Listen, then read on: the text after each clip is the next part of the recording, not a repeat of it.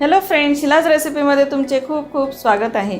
आज आपण बघणार आहे छानशी मस्तपैकी रेसिपी, आणि ती रेसिपी कोणती तर चला मग आपण बघूया। आज आपण बनवणार आहे लाडू, आणि तेही बनवणार आहे आपण मकर संक्रांती स्पेशल तिळगुळचे लाडू। तर चला त्यासाठी काय काय साहित्य लागतं ते बघूया। त्याचप्रमाणे शिलाज आर्टवरती मी हलव्याचे दागिने मकर संक्रांती स्पेशल टाकलेले आहे, त्या व्हिडिओही नक्की बघा। त्यासाठी लागणार आहे आपल्याला 1 वाटी तीळ, सफेद तीळ, आणि जेवढी तीळ घेतलेली तेवढाच आपल्याला गूळ घ्यायचा आहे 1 वाटी, आणि 1/4 स्पून चमचा घ्यायचा आहे आपल्याला इलायची पावडर, आणि 1 ते 2 चमचे घ्यायचे आहे आपल्याला तूप। त्यासाठी पॅन किंवा कढई घ्यायची आहे, आणि तीळ ही आपल्याला सोनेरी ब्राऊन कलर येईपर्यंत लहान गॅसवरती भाजून घ्यायची आहे। क्रिस्पी होईपर्यंत आपल्याला हलवत राहायचं आहे।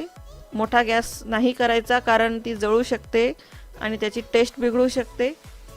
थोडासा असा कलर झाला की तीळ आपण एका बाउलमध्ये काढून घ्यायची आहे।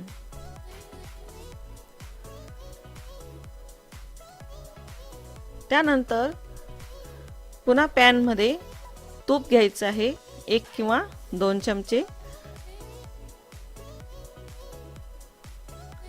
आणि त्यामध्ये टाकायचा आहे आपल्याला गूळ।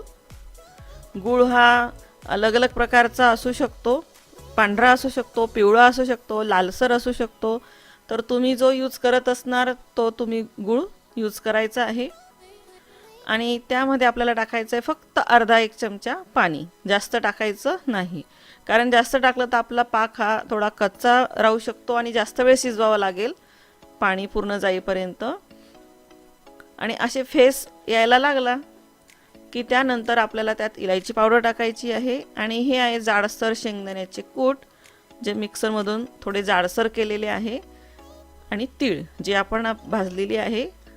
त्यानंतर आपण गॅस बंद करायचा आहे। गॅस चालू असताना करायचं नाही, कारण आपला जो थोडा पाक बनवला होता आपण तो रेडी झालेला होता, आणि आपण जर तो चालूच ठेवला गॅस तर कडक होऊन जाईल आणि आपले लाडू कडक येतील। म्हणून हा पाक झाल्यानंतर हे वस्तू सगळ्या टाकल्यानंतर गॅस बंद करायचा आहे, आणि हे मिश्रण एकत्र करायचं आहे। जर तुम्हाला पॅनमध्ये करायचं असेल तर पॅनमध्येच पूर्ण एकत्र करा, किंवा तुम्ही एखाद्या पसरट ताटामध्ये पण हे मिश्रण टाकू शकता। पण कढई किंवा पॅन हे गरम असते आपली, तर त्यातच जर ठेवलं तर आपले लाडू बांधेपर्यंत ते व्यवस्थित गरमही राहील। फक्त काळजी घ्यायची आहे चटका लागू नये त्याची।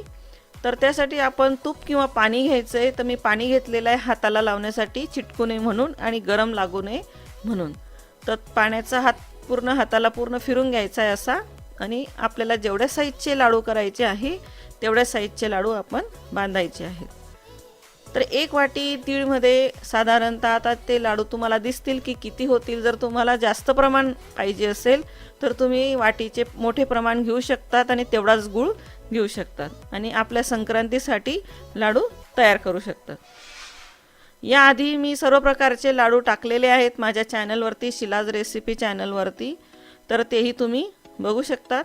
आणि अशा प्रकारे आपले हे तिळगुळचे लाडू मस्त यम्मी यम्मी तयार झालेले आहेत। तुम्ही करून बघा, खूप सोपी रेसिपी आहे।